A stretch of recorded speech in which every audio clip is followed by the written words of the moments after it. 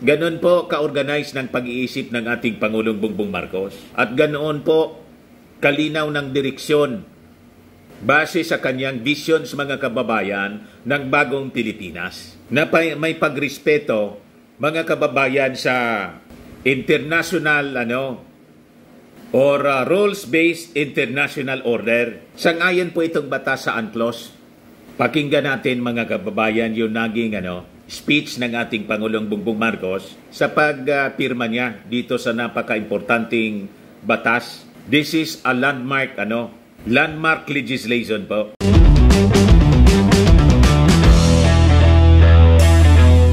Ito naman po yung bago naming product na binibenta online. iGlow Serum, whitening po siya. Tingnan ninyo yung epekto sa aking anak na architect before and now. Yung mga inquiries po ninyo, dumiretso na lang kayo sa kanyang Facebook account, Riz Maravillas. O yung China mga kababayan, galit na galit, umusok. Pinirma na kasi ng ating Pangulong Bongbong Marcos yung batas na opisyal na nag-aangkin mga kababayan sa West Philippine Sea. Pinirmahan mga kababayan kahapon ng ating Pangulong Bongbong Marcos yung Philippine Maritime Zones Act at yung Philippine Archipelagic Sea Lanes Act. Yan po. Kaya umusok po yung China. Kaya ang ating Pangulong Bongbong Marcos po, hindi pasisindak. Lalo ang nanalo mga kababayan, best friend ng Marcos family, si Donald Trump. Ang nanalong presidente ng Amerika. So lalo tayo mga kababayan na nagkaroon ng maaasahan na kaalyado, yung ating Big Brother Amerika. O ngayon, sa domestic politics naman po mga kababayan, yung barkada ni Xi Jinping na dating Pangulong Digong umusok din. Parehas ng China po. Bakit niya Mr. Maravillas umusok si Digong? Gusto ng manipa, naging kabayo na. Nagmumura mga kababayan at gustong manipa. Tinawag kasi mga kababayan ni Congressman Paduano, sinabihan si Digong. Kasi di ba, hindi nag-attend despite ng promise niya na after ng All Saints Day niya, pupunta ko dyan, harap ako sa Quadcom. Tapos nagsulat yung abogado, sumulat yung abogado, hindi na daw attend kasi bias yung Congress. Sabi ni Paduano, natatakot ba siya? Umusok si. Umusok po si Digong, gustong manipa. Mamaya ibigay ko sa inyo yung i-replay ko sa inyo yung pag-usok ni Digong. Parang yung China na dragon. Simbolo ng China, dragon, di ba? Umusok yung ilaw. Dahil sa pagpirma ng ating Pangulong Bongbong Marcos ng dalawang batas, yan totoong maisog po, yung ating Pangulong Bongbong, military po. Sundalo yung ating Pangulo, masindak ninyo. At best friend si Donald Trump ng pamilya Marcos. Huwag kayong maniniwala na ang barkada ni Donald Trump, si Digong, nagkataon siyempre, presidente si Digong noon, na-invite si Trump. Siyempre, matagal nang magkalyado yung Pilipinas at saka Amerika. Normal yon. Pero siyempre, ang Pangulo ng alinmang bansa, ang nire-respeto niyan, yung sitting president, hindi yung ex-president. Huwag kayong naniniwala doon sa mga propaganda ni Harry Roque. Nakita ko si Harry Roque po, lalong pumayat. Gutom na siguro mga kababayan. Wala na nga nabuhay siya kasi nagtatago. Yun ang mga propaganda ni Harry Roque. Best friend daw. Tuwang-tuwa siya kasi best friend daw mga kababayan ni Donald Trump, si Digong. Malabo po. Mas best friend yung mga Marcoses. Si Mrs. Imelda Marcos mismo. Ang best friend ni Donald Trump, yung Trump Tower. Dating Marcos, property. Sa Amerika, binili ni Trump. Paano naging close mas close ang Duterte kaysa Marcos kay Donald Trump? Malabo po yung mga propaganda ninyo. Hallucinations na lang. But before ko mga kababayan ibigay sa inyo yung full story ng mga balitang yan, click subscribe muna dito sa ating YouTube channel and hit the notification bell para lagi po kayong updated sa mga kaganapan dito sa ating bansa. Like and share na rin po ninyo ng ating video. At huwag na rin po ninyo na skip yung ating mga commercial ads para tuloy-tuloy lang ang pag-unlad ng Bagong Pilipinas. Itong ating programa mga kababayan, atid sa inyo nitong ating mga sponsors. Firmax Firming and Lifting Cream. Pinapay po sa mga pulses in affected area. Mainam po ito sa mga pains at paninigas ng mga kaso-kasuan. Ito sa mukha naman yung application, anti-aging, Automax po siya. Ito ay Glow Zero mga kababayan. Whitening po siya. Made in South Korea. Ito naman po, Ningxia Red Mix Fruit Drink. Gawa po siya sa goji berry. May anti-cancer properties po siya. At sa mga naghanap po ng malinis and spacious fitness gym, pumunta lang po kayo sa aming Colossal Fitness Gym. May Grab car rental din po kami. At bills payment po sa aming office. At saka sa mga mahilig po sa mga imported bags, manood po kayo sa live selling ni Madam Aileen Rosales sa kanyang Aileen Closet po. Pati mga shoes, ito yung kanya po. Ito yung kanyang page. Kita ninyo, napakagandang mga online selling po siya. Si Madam Aileen Rosales. Cellphone number niya po, 773-798-7816. Balikan natin mga kababayan ng ating kwento. Unahin natin kung bakit pumusok po si Digong gustong manipa, naging kabayo. Sipain niya daw yung mga taga-quad ko, lalo si Paduano mga kababayan. Si Paduano po, matapang yun. Dati yun na revolusyonaryo, armadong revolusyonaryo. Before mga kababayan na naging party list representative, abang nga lingkod party list representative, hindi mo yun masindak, kahit maliit na lalaki lang po. Parang ako lang, pero warrior yun. Nagakuha ng katapat si Digo.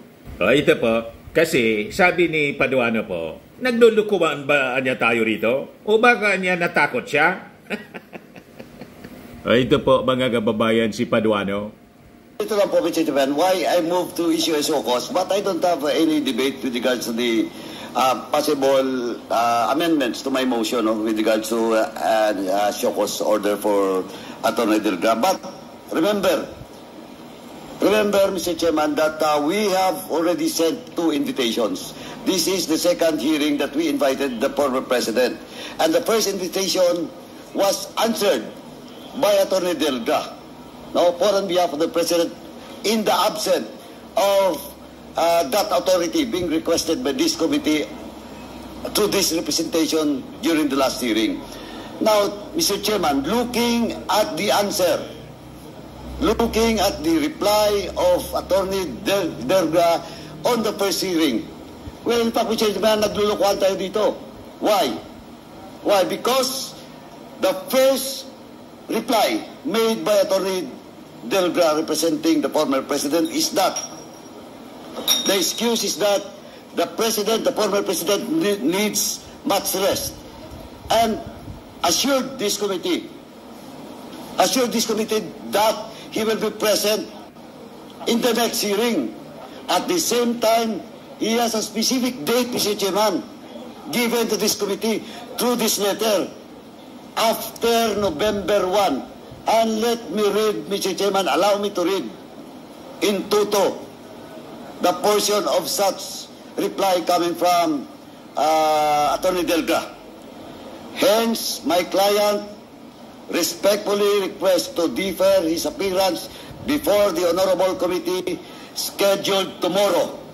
Rest assured of my client's willingness to appear before the House of Representatives on some other available date, preferably after November 1, 2024.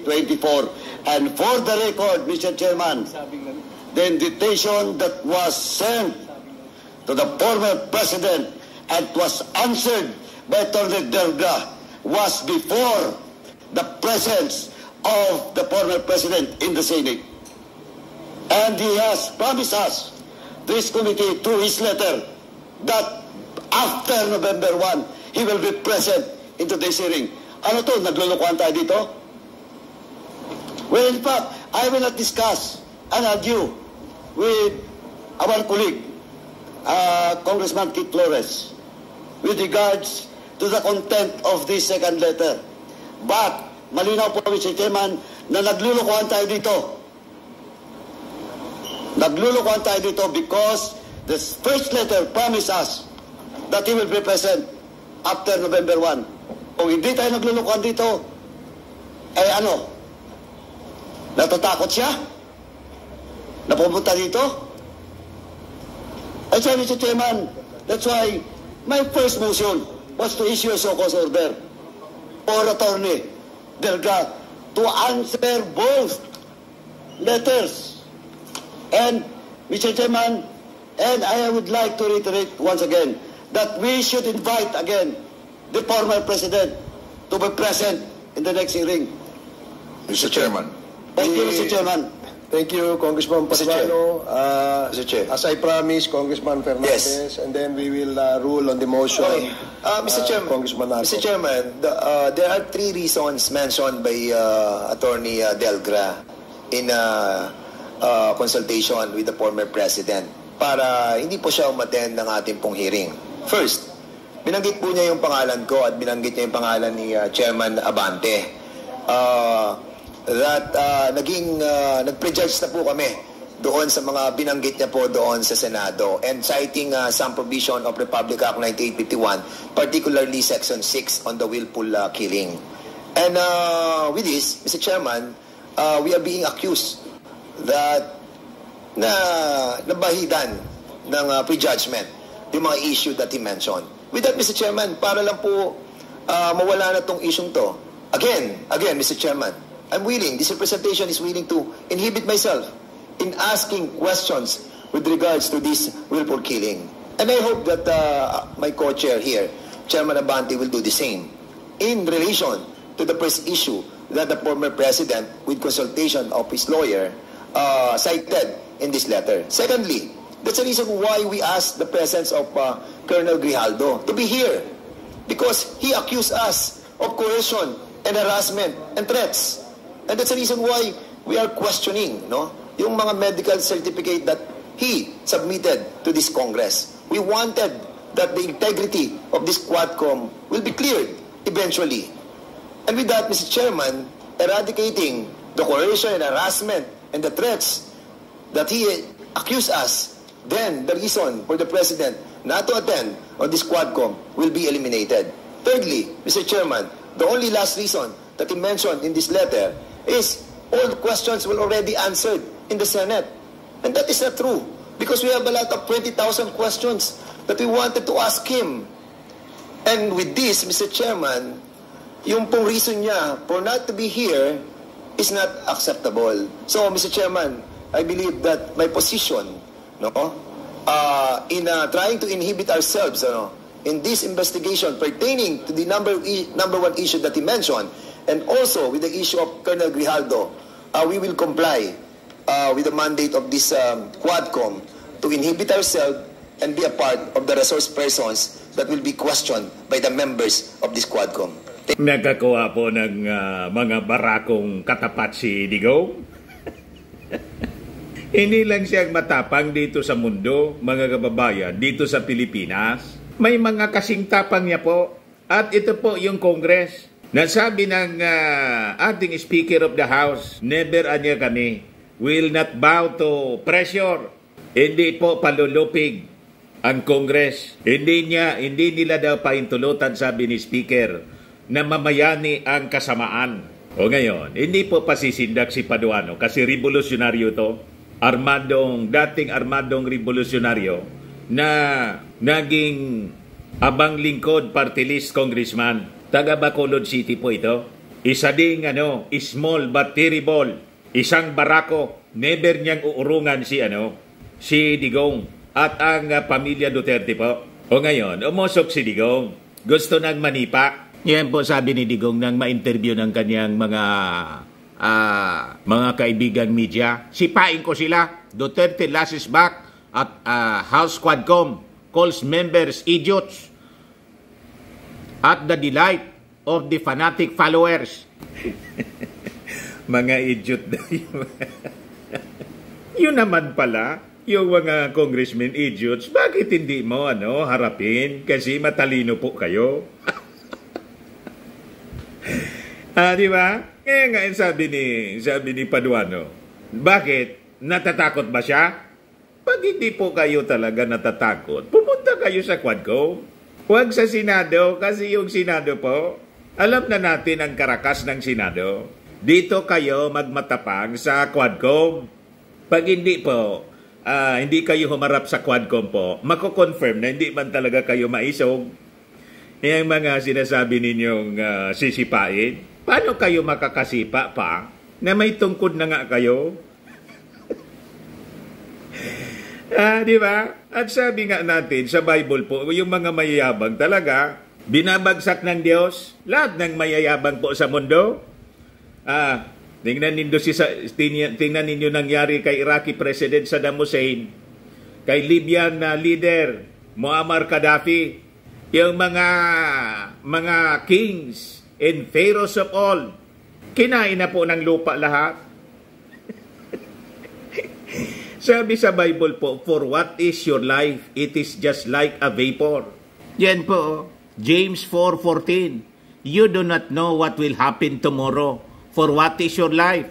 It is even a vapor that appears for a little time and then vanishes away. Kaya po, ang turo ng Bible, huwag ka niyang magmayabang.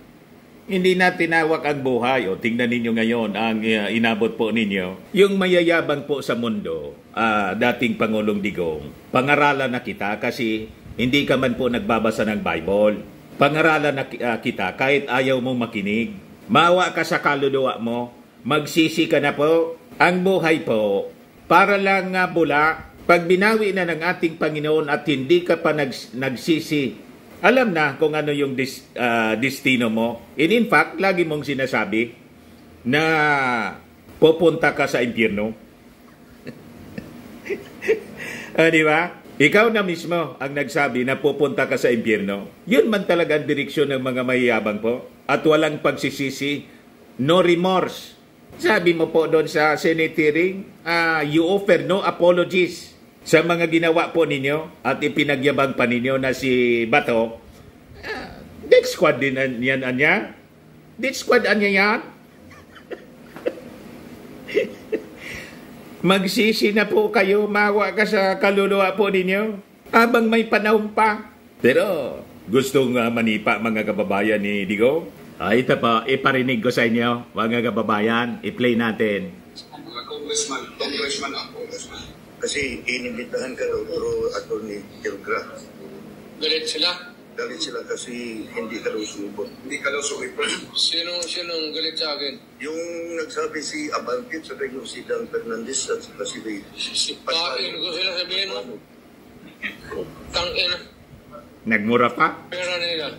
Wala na akong pera eh. Nagpamasahe ako doon. I am living on my retirement pay. I never, kayo taga Davao kayo, lakin tayo, kababata tayo dito. Wala akong extra money na sa bangko na lahat sweldo ko yan, pati yung retirement ko. Sila pa ang galit ngayon. Buang. At sinabi pang Buang? Sige daw. Si Paduano nagsabi, kaniha lang. Sino? Paduano, Congressman Paduano. Congressman Paduano. Kasi, sino yung unggoy na yan? Sino daw na unggoy yan? Kasi yung aktor na yan, si Dan Fernandez, Abante at saka Paduano. Nagkontempt sa lahat. You don't scare me a bit. Galing na ako pagka-presidente, huwag nila akong kanunin. Galing na ako sa Congress. Nagyabang po? Mayor ako, congressman ako, presidente na ako. Do not give me that shit. Diyan mo sa kanila. Totoo bang may impartiality na nakita mo ngayon? Wala man siguro, but alam mo, actually, wala, in fairness to the idiots, wala akong na-notice na idiots pupunta ako ngayon. Sabihin mo nga sa hindot na yan. Pero si Attorney Delgra Mayor nagbigay na parang reply sa summon or sa So what was his reply? Kasi nakalagay sa according to Attorney Delgra na yung ginawa mo sa Senado, pwede nilang kukunin kung gusto nila. Ano na sinabi ko? What is there to say or more to what I have said? Ang sinabi ko naman lahat. Ano pa ang gusto ng mga gago? May balita, Mayor, na ang ICC prosecutor sa iyo. ICC? Yes. Ang kilala kong ICC is Immaculate Conception College.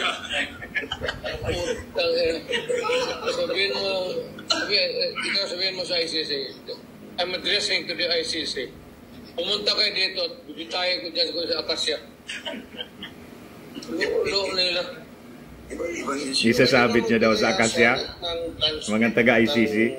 Statements sa sinitiling. They will do that. Well, it's up to them. Are you posing a question or are you informing me? They're informing you that they are Giving all the transcript.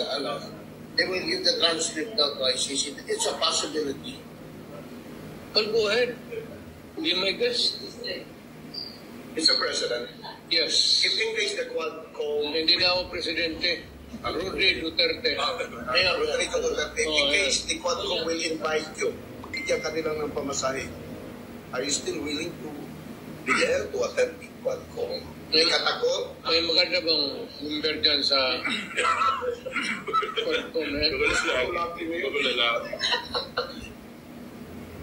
So yan mga kababayan, ang sabi ni Digong, tinawag na idiots at sisipain niya daw itong mga taga-Quadcom. Yung ICC, isabit niya daw sa Akasya. Di ano niya, Mr. Maravillas, ang masasabi mo niyan.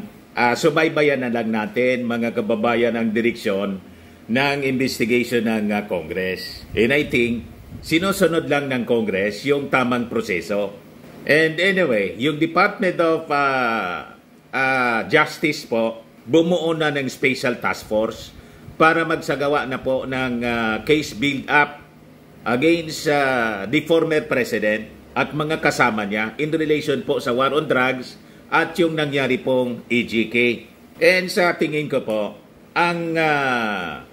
ang batas po sa ating bansa, ang mamamayani, malamang sa malamang, pag tinuloy-tuloy ni Digong ang pag-disrespect sa Congress, then hindi na siya bibigyan ng special treatment po. Baka diretso na rin siyang i-contempt at hindi na po invitation, kundi arrest order na po ang ipalabas at saka ang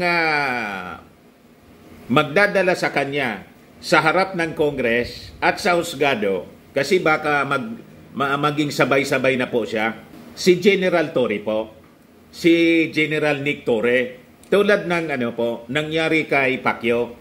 Ito, mga kuwan ko man lang po, mga analysis ko. Kasi, tingin ko po, hindi aya ng Congress na lapastanganin po ang kanilang institusyon ng isang dating Pangulo. Kailang, i-observe nila strictly yung proseso po, yung tamang proseso. Tama po? Kasi lagi pong laging sinasabi ng Congress, no one is above the law. In like manner po, yun din ang mangyayari kay Inday. Kasi under investigation si Inday sa paggamit ng confidential funds. At nasa lookout order na rin yung kanyang mga tauhan.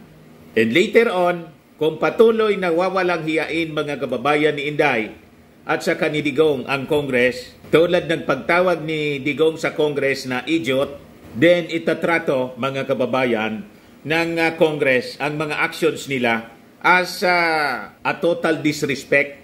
Then itatrato sila as just like any ordinary Filipino na may pananagutan po sa batas. Yan ang mga analysis man lang po natin. Yan ang ating susubaybayan, mga kababayan, sa mga susunod na araw. Tama pa? O ngayon, dito tayo sa pag-usok ng China. Ayan po, Philippine affirms maritime zones, angering China. Pinirmahan kasi mga kababayan ng ating Pangulong Bongbong Marcos ang dalawang napaka-importanteng batas. Ito po yung Philippine Maritime Zones Act, Republic Act number 12064 at saka Philippine Archipelagic Sea Lanes Act, Republic Act number 12065. This is, mga kababayan, a landmark legislation. At dito pinapakita ang resolve ng ating gobyerno sa pamumuno ng ating Pangulong Bongbong Marcos na hindi po pasisindak kahit sa isang higanting bansa tulad po ng China. So ito na po ang magiging future map ng ating bansa. Ito yung dati, tapos ito yung West Philippine Sea. So isasama na siya, mga kababayan, sa magiging national New Philippine Map, including West Philippine Sea. Yan po, mga kababayan. So sabi po ni NAMRIA Administrator Peter Chanco na naihanda na daw nila yung bagong map. And they were just awaiting the issuance of the implementing rules and regulations of the Philippine Maritime Zones Act in order for us to modify or revise the maps that we have prepared accordingly until its final publication. So ito pong Philippine Maritime Zones Act, ang key features niya, yung maritime sovereignty, asserts sovereignty over waters within the archipelagic baselines, and extends jurisdiction over zones like ito pong West Philippine Sea.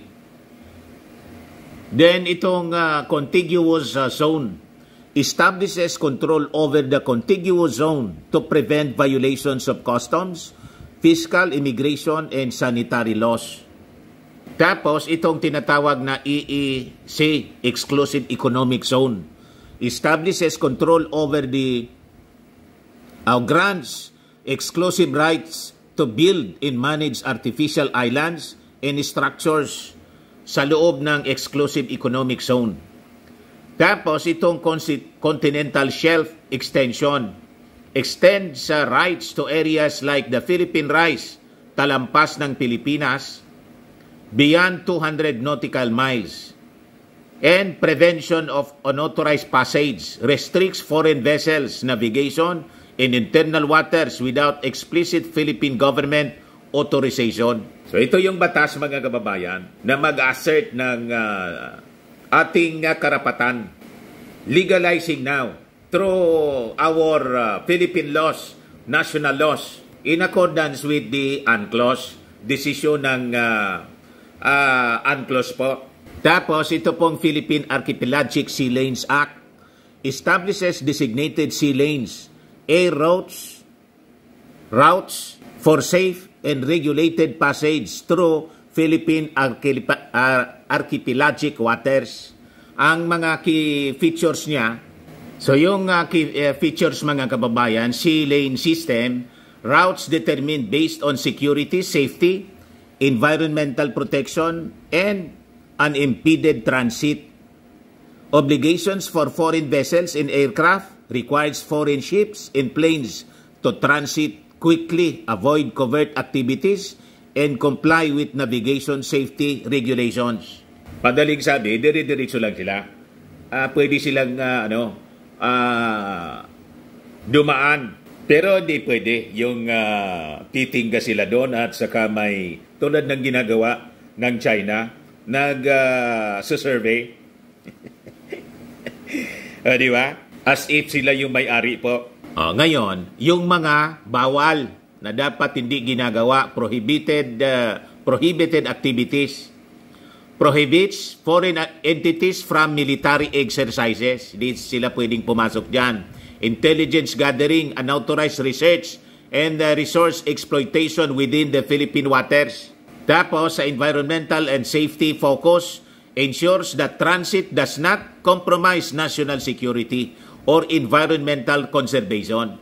So, these acts strengthen the Philippines' maritime governance, align with UNCLOS, and reinforce national security and economic rights within the country's maritime zones, and archipelagic waters. Ganon po ka-organize ng pag-iisip ng ating Pangulong Bongbong Marcos. At ganoon po kalinaw ng direksyon base sa kanyang vision sa mga kababayan ng bagong Pilipinas. Na may pagrespeto mga kababayan sa international or rules-based international order. Sangayon po itong batas sa UNCLOS.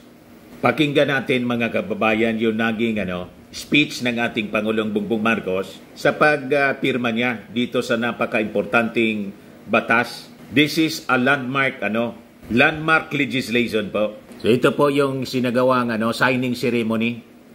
Pakinggan natin yung speech ng ating Pangulong Bongbong Marcos, yung mensahe po niya. Ladies and gentlemen, the President of the Republic of the Philippines, His Excellency Ferdinand R. Marcos Jr.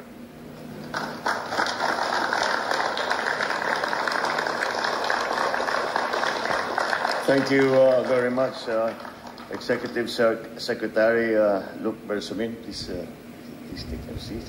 Senate President Chis Escudero, and the members of the Senate, the House Speaker Ferdinand Martin G. Romualdez, and members of the House of Representatives, the honorable members of the Cabinet, our key stakeholders and development partners in this effort that we are doing to safeguard the sovereignty of the Galing ng ating Pangulo. Other distinguished guests, ladies and gentlemen, good morning.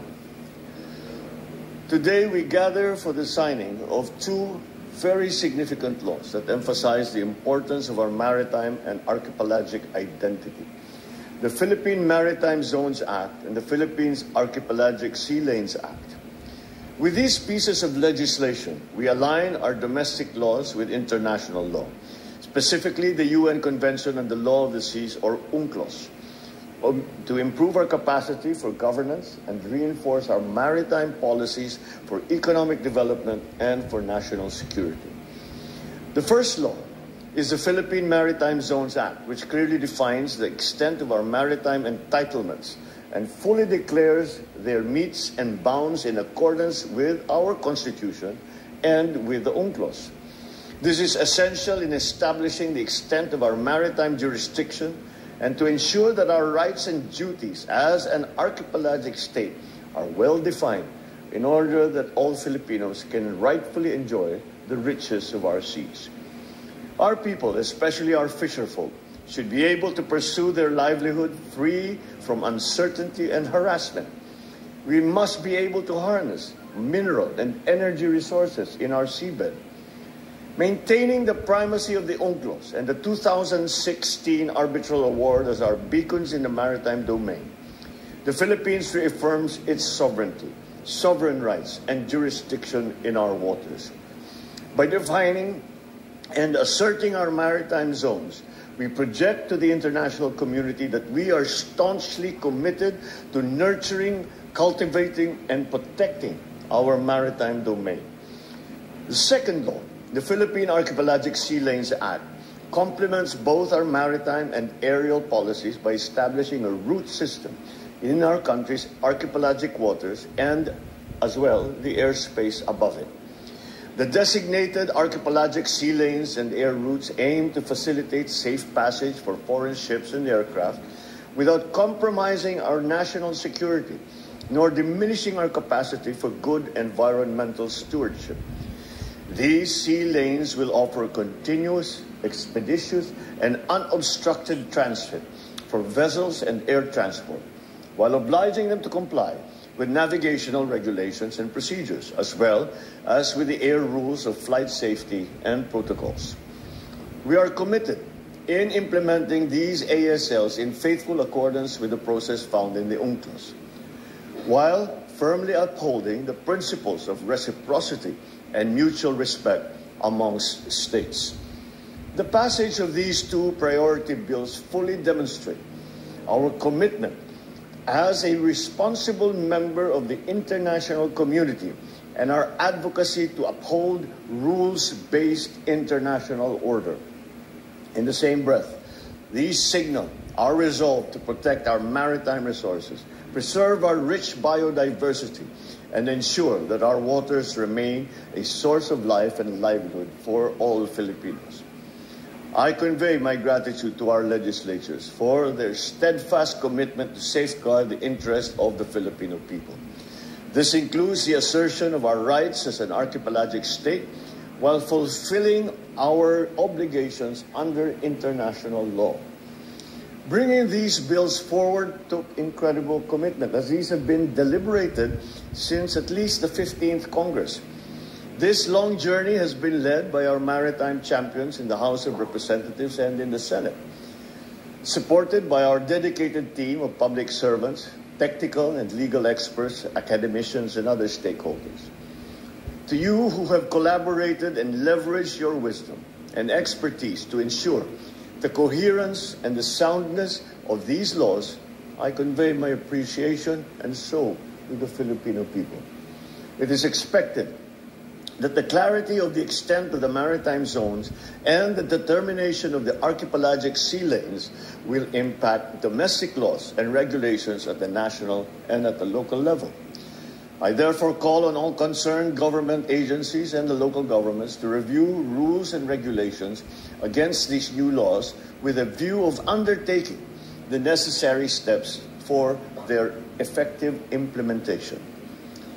As part of the 14th Congress that passed the Philippines Archipelagic Baselines Law in 2009, this matter is close to my heart because these measures prove not only our commitment to ensuring the safety and prosperity of our maritime domain, but also our firm faith in our identity as a maritime nation.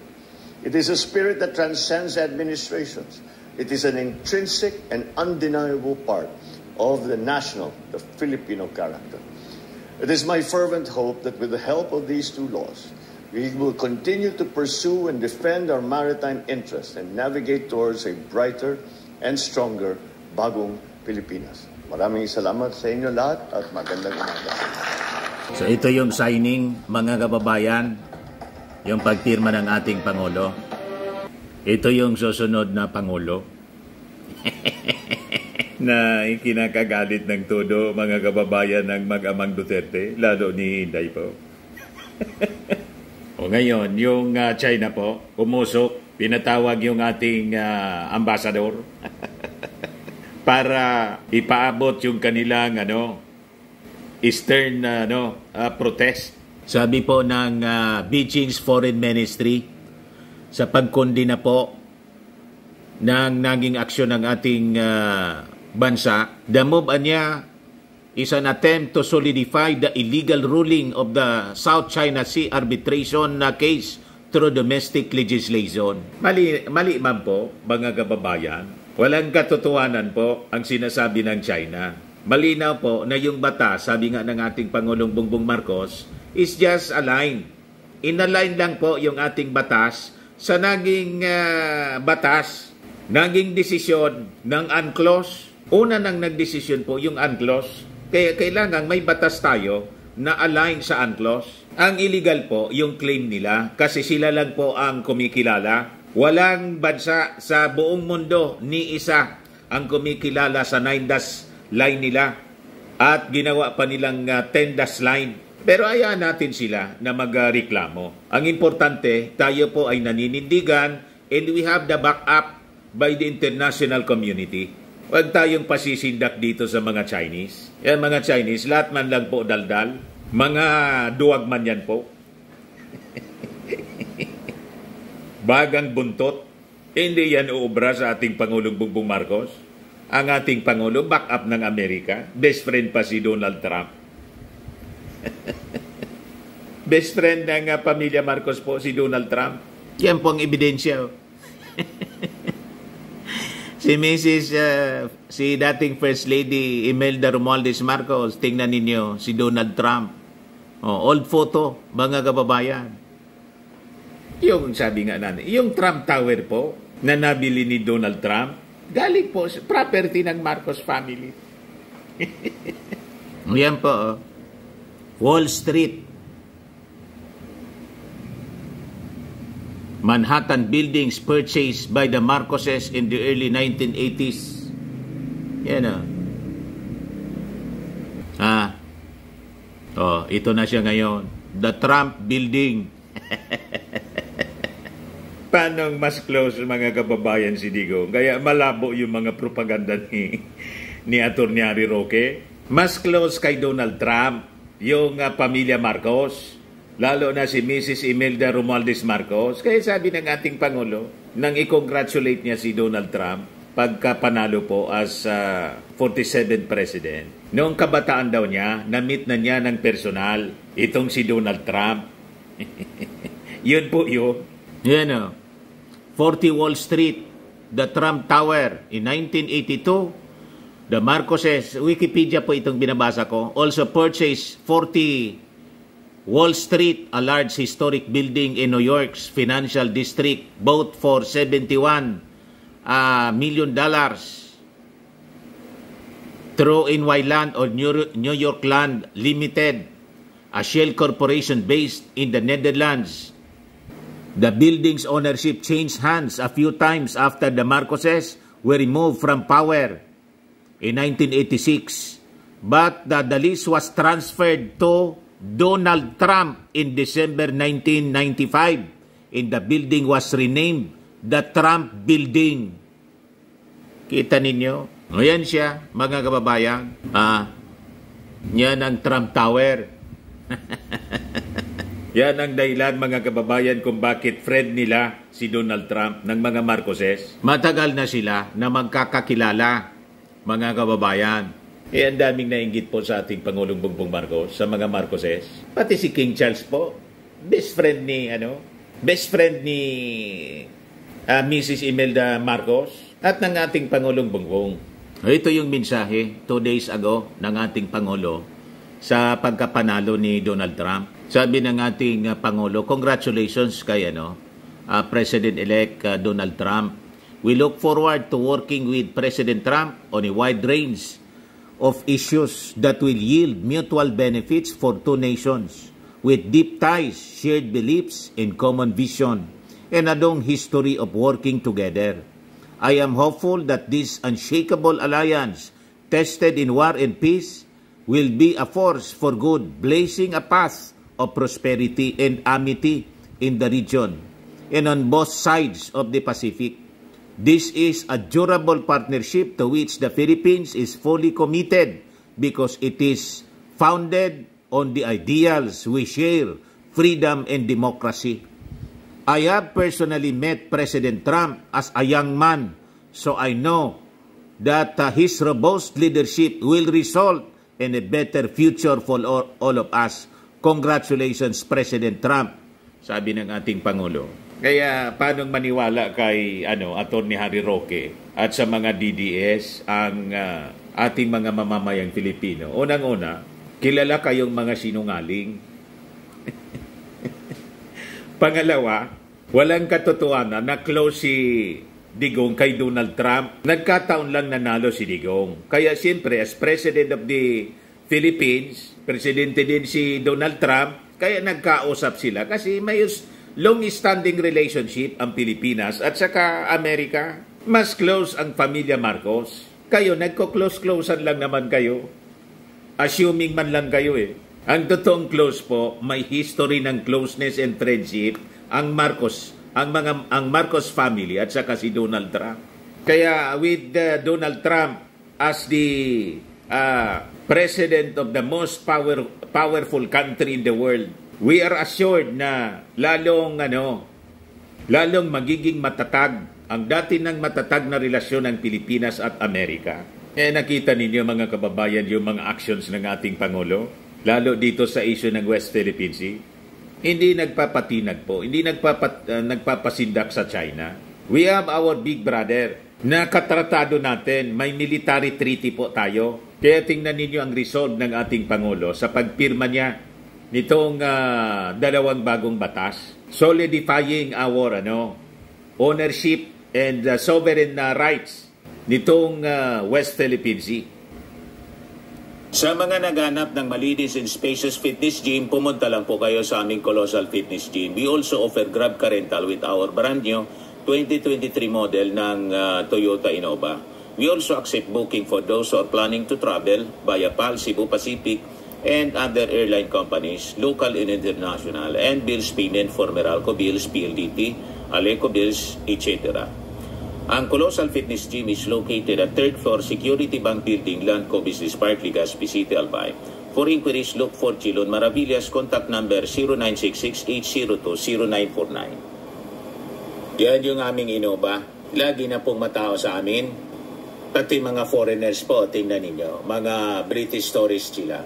Ang lalaki ng katawan na, mga kababayan, nag-gym sa amin. Ito naman po, Indian National. Ito mga mga European sila. Ito naman yung bago naming product na binibenta online, iGlow Serum. Whitening po siya galing sa South Korea.